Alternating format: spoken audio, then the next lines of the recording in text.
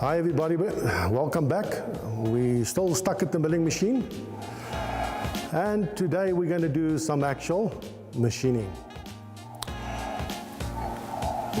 At this stage you can see there is no cutter, so we have to select the correct cutter for our specific milling operation.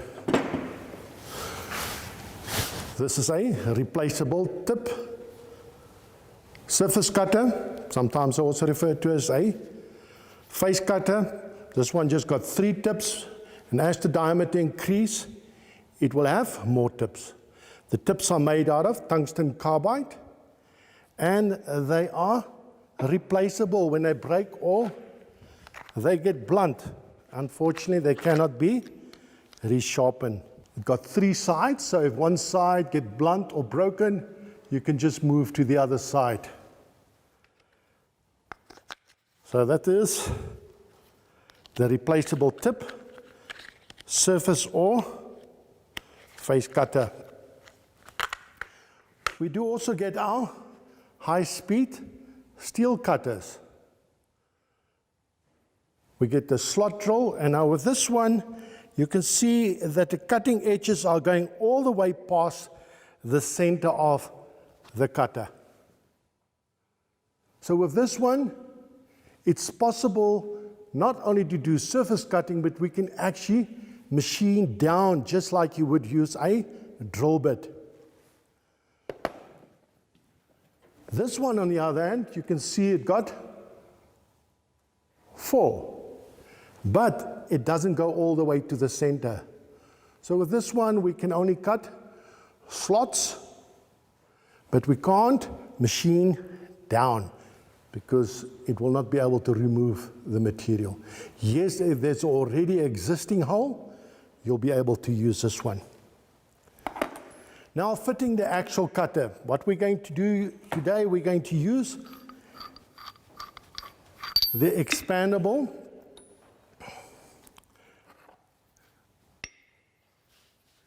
sleeve. You can see it's a split sleeve, and because it's split, once it's pulled in here, it will actually squeeze down onto the cutter, clamping it very tightly. And they come in different sizes. So this is a 12 millimeter, and the cutter is a 12 millimeter. So you'll have to use a 12 millimeter cutter on a 12 millimeter on this side. Just be careful when you are using a cutter. It's very sharp, so use a rag, and you're going to turn it till it's about in that position there. So the collet is going to go in here, in there, and we'll use the special spanner to tighten it. As we tighten it, those slits will close and squeeze on the cutter to make sure the cutter is nice and tight. Now the cutter has to go into my spindle. Once again, your hands free from the cutter, and I normally just use a rag to make sure I don't injure myself. This here is my draw bolt. Now you can see with my draw bolt that it will go from the top and it will tighten onto your cutting tool holder. And what will happen, it will pull it in to the spindle once you tighten it. So that's exactly what I'm going to do now.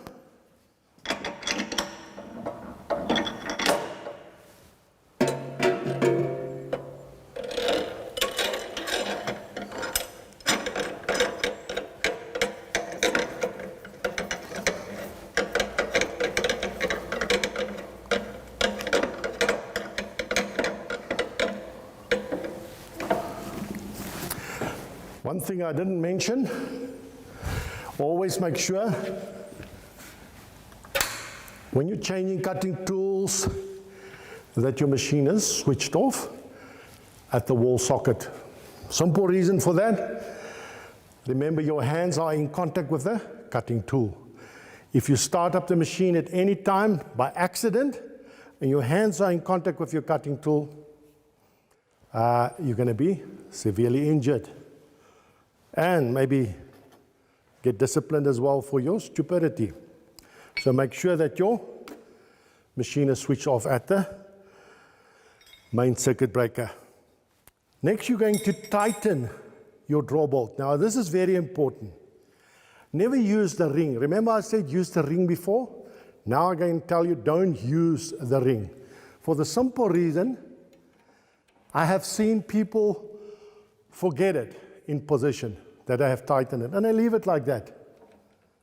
They start up the machine, this comes flying off, and unfortunately, if somebody's standing in the way of the spanner, they're going to be injured. So always use the flat side for the simple reason is that you won't forget it there. It will come when your hand goes. Once again, pull it towards yourself. Don't push it. Make sure you got the correct size. Don't use a shifting spanner. Make sure you got the right size. If it's a 19 spanner, don't use a 20. 18 is not going to fit. A 20 will fit, but you're going to damage your draw bolt. In this case, it's a size 19, so make sure you use a 19. Hold your spindle and tighten it. You don't have to tighten it too hard. In other words, you don't need to put excessive force on it. For the simple reason, when your cutter is running, it will tighten it self-automatically. Now, while I'm here fitting, what are we going to do when we are removing the cutter? It's the same process, only in reverse, but it's not as simple as that. What I do find a lot of students do is they'll do this, they'll loosen it, loosen the draw bolt completely,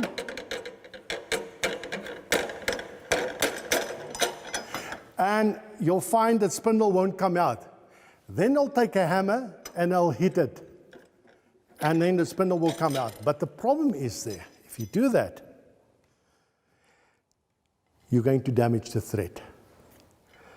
The draw bolt thread, remember the thread is not inside like this, like that. It's actually just on top of it. And when you hit it now with a hammer, you're not only going to damage your draw bolt thread, you're also going to damage your thread on your collet. So very important that when you're going to remove it, always make sure that there is thread. There is thread. And remember to put your hand underneath so that when it comes out, it doesn't drop, fall on the cutter, and damage your cutter. So I'm just going to put it back.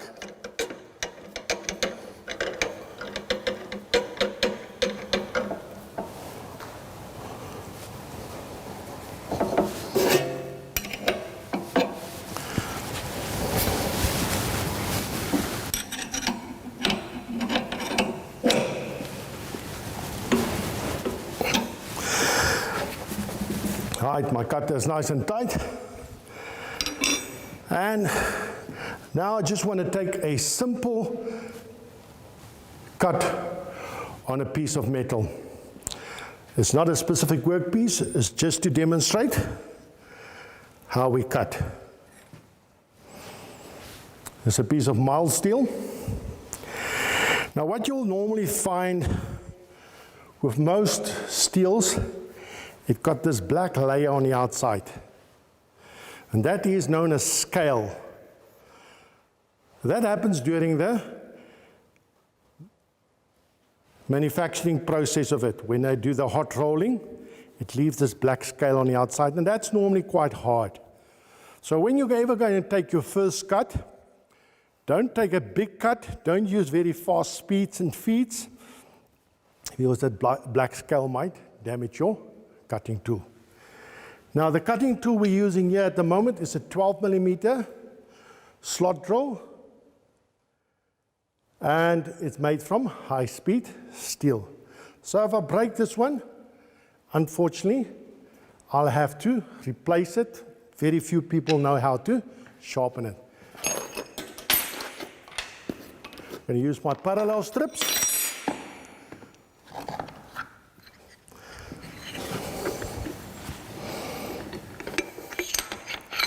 And the two parallel strips are the same size.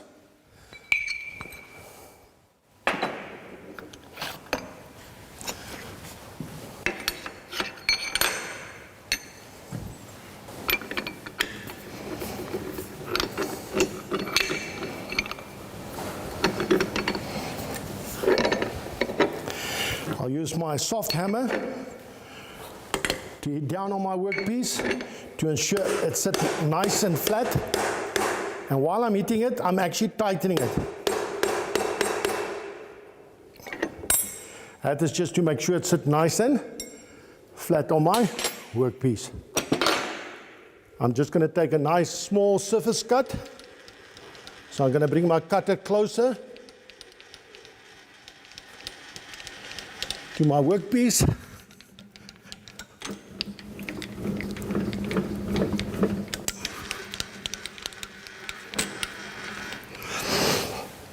My safety glasses.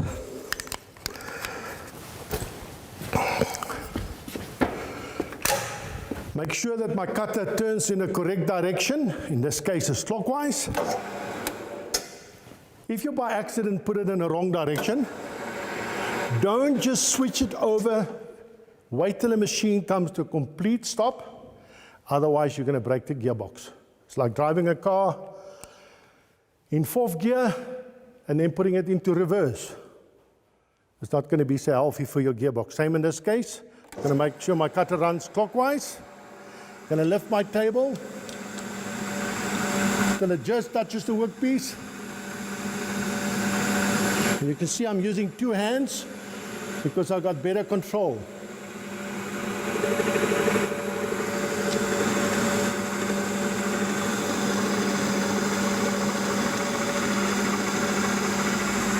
Take a slightly bigger cut.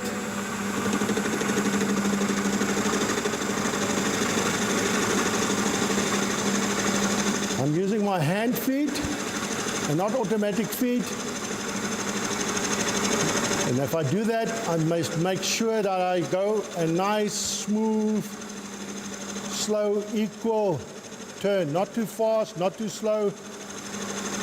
I don't